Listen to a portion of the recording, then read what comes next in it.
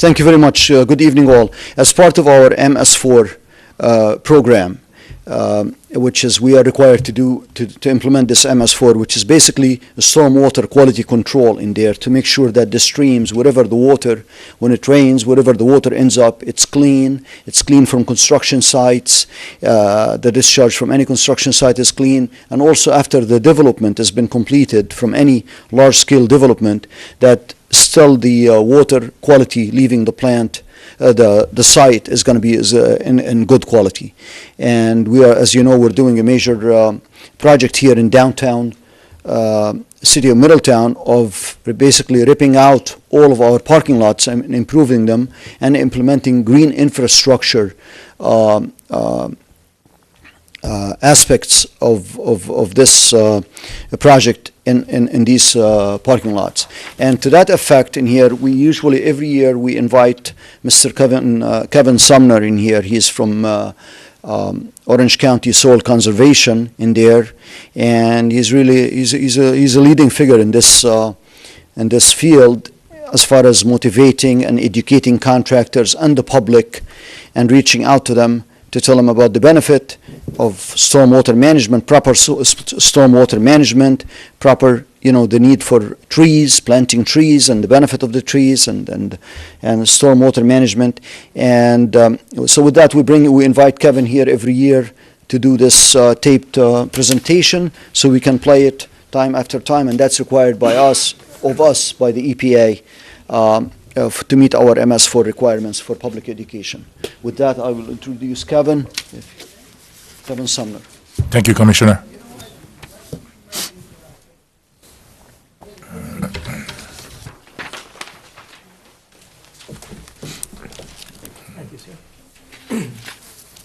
Okay, it's that time of year again. I'll take 10 or 15 minutes of your time. The MS4 program that Jacob mentioned, it's a mandate. It's what they call a general permit. So a lot of it is kind of set up for you. Doesn't mean that it doesn't require effort, but it's pretty much laid out what you have to do. And on the handouts I gave you, it describes what they call the 6 minimum measures. I won't read those. You can read those yourself. But the state pretty much tells the MS4 communities what they have to do. And some of those things are core requirements that are pretty straightforward. For example, when this all came about, you had to adopt an illicit discharge law. You had to map all your stormwater outfalls. You had to adopt a law that ensures that when on new construction that they control erosion during construction, and that if the project's over a certain size, then they have to put these permanent stormwater controls in that Jacob mentioned to make sure that the water leaving the site ideally is similar quality and quantity to what was leaving the site before the development came in. So those are some of the minimum measures: the illicit discharge, the construction site runoff control. Now, some of the other measures require a little bit more thought and effort and creativity to really do a good job on those and not just do the bare minimum requirements. And I will say, I took a few minutes yesterday to look at your DPW annual report. And I knew you had a lot of projects going on, but after reading that, I realized how daunting really it is to maintain the infrastructure and replace it in the city. But even as we do that, we need to remember that it's important to be thinking about water quality at the same time. And fortunately, a lot of the work that you're doing actually satisfies and addresses some of the requirements of the MS4 program. For example, when you're replacing sewer lines that had inflow and infiltration issues, or sanitary sewer overflows, or cross connections between sanitary sewers and storm sewers. A lot of those things are getting addressed as you're updating your infrastructure. So that's fortunate. That works to our advantage for maintaining, addressing the requirements of the permit. Now, some of the other stuff like the public education, of course, we're addressing that a bit here tonight. And I noticed that you have brochures that we provided to the city that are out on the table downstairs. So some of those are satisfying some of the public education requirements. One of the other requirements is what they call public participation.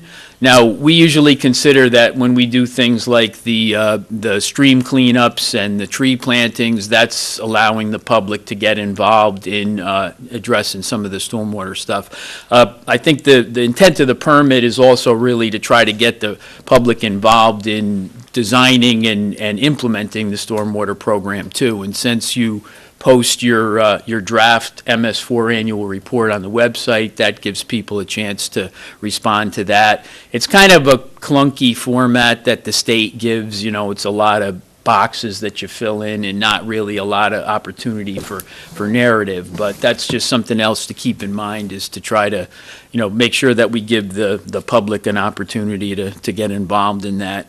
And one of the things that's a little bit more between the cracks in terms of these requirements is what we call retrofits. Jacob mentioned the green infrastructure parking lot redesigns. Some communities actually are required to do retrofits if they're in phosphorus impaired watersheds. It's not a requirement for Middletown, but it's a proactive measure. And to see that there's plans that are look like they're close to being implemented for redesigning those parking lots is, I think, really puts Middletown ahead of the curve. So ideally, or fortunately, some of the stuff that's in our mission also helps with the community's MS4 requirements. So I put a couple of pictures in the handout this year of some of the activities that we've done in this MS4 reporting period, including a stream cleanup on Dolson Avenue, which we had some participation. Thank you for putting my picture on there. Appreciate that. Can't make the faces out too well, but documents it. We also did a little tree planting project on the Monhegan Brook up by West Main Street. It's a small project, but it's kind of a gateway to the city, and we tried to select some plants that are going to be attractive and flowering, and the city put up signs for us that notify people that that's Monhegan Brook and not you know, an open sewer that we should be dumping waste into. So, you know, urban streams are tough, you know, to deal with, but we try to do the best we can and improve them when we can. So one of the other things that we're just finishing up now is a watershed management plan for the Monhegan Brook. And you'll all be seeing that once it comes off the presses. But it's got a lot of focus on Middletown. Almost all of the city is in the Monhegan Brook watershed.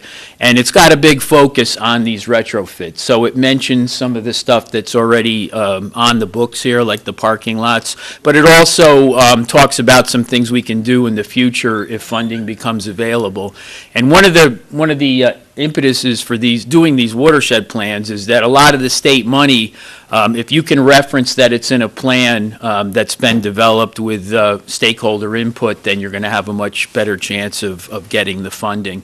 And I'll just give you one other example of something that we talk about in the plan. It's just in the discussion phases, but there's other communities that have created these residential rain garden cost sharing programs. So that'd be another way for residents of the city to get involved. So a lot of these communities that are doing it, it's not really expensive. These practices are small, they're not expensive to build, and they can become an amenity to the home landscape.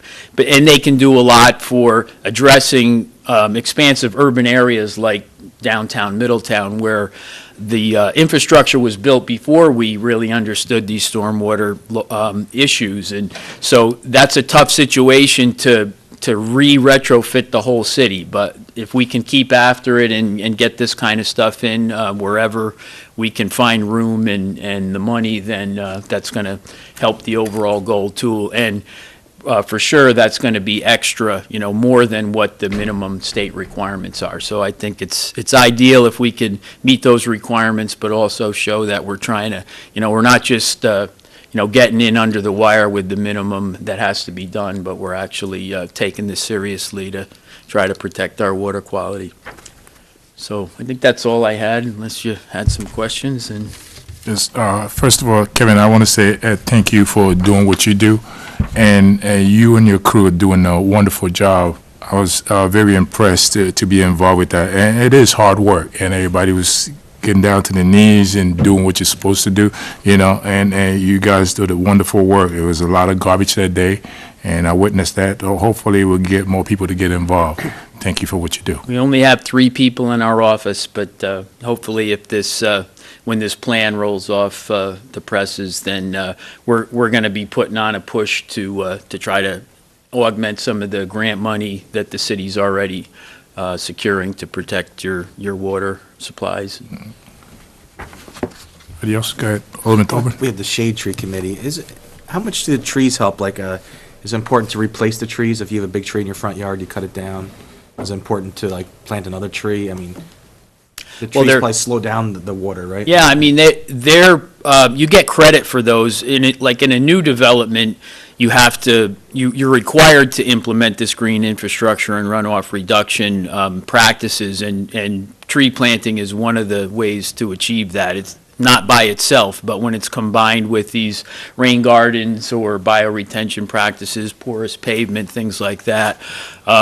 I will say, I know there's a lot of talk about urban trees, and at some point they become a liability instead of an asset. So that's just, and I'm sure that the professionals who are working on the landscape plans for your parking lots understand that. So to me, what you want to think about is when you replace, going to something that's going to have a maximum size that's more manageable, so that you don't get into that situation where the tree is now a liability.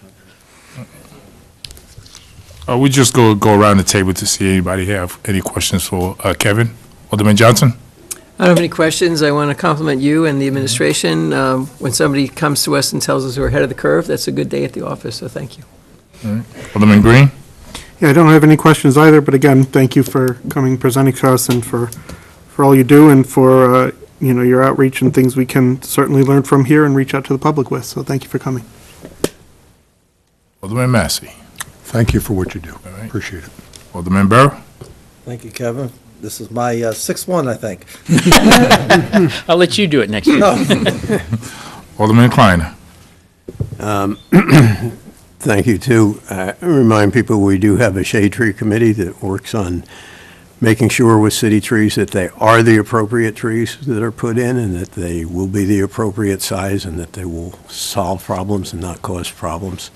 And I'm anxious to see, eager to see the Monhegan Brook watershed report, and I've dangled this out there. If there's any college student who would like a senior thesis or even a PhD project, the history of the Monhegan Brook would absolutely be one. It's unbelievable through the last 175 years, the different projects that have come up and the different concerns and considerations. So I'm glad we're looking at it with new eyes these days and new understanding. So, with assistance from you and some visits to the Historical Society, we have one of our co-writers, Sarah Archibald, wrote the history section, and I think she did a great job. She was able to capture some of the old photos of some of the mills and dams that were on the brook previously. So hopefully that will be a hook for people to read the plan. Right, and the things we've learned not to use the brook for is most important. Thank And you. we save the best for last. Alderwoman Wayne Consume? That is correct. Third ward's got the brook. That's right. Yes, we do. And speaking of the third ward, what you do is very important, and it's particularly for those of us in Ward 3. You see words like runoff control, and it's a big deal, and it's a very big deal to our residents and constituents. So I thank you for your work that helps them as well. So thank you. Yeah, just one more comment. As the recycling committee, you might be, we did give some attention to invasive species control too, and I don't know that it's a huge problem in the watershed, but if anybody knows what Japanese knotweed looks like, it tends to be a real problem on stream banks because it'll take over in areas that are hard to maintain. So that project we did on West Main, the site was covered with Japanese knotweed. And I have not found any really effective controls in the research for that. Even if you're willing to use herbicides, even that's not really effective. But on that small site, we did a lot of hand removal, and we're going to just try to keep after it and control it that way. But that's just something else to keep in mind in the context of proper plantings is, trying to, we mapped some of the invasive sites, especially in the stream corridors, so that we can, if somebody had a particular interest, we could go back and try to actually implement an invasives control program, focusing largely on the Japanese knotweed.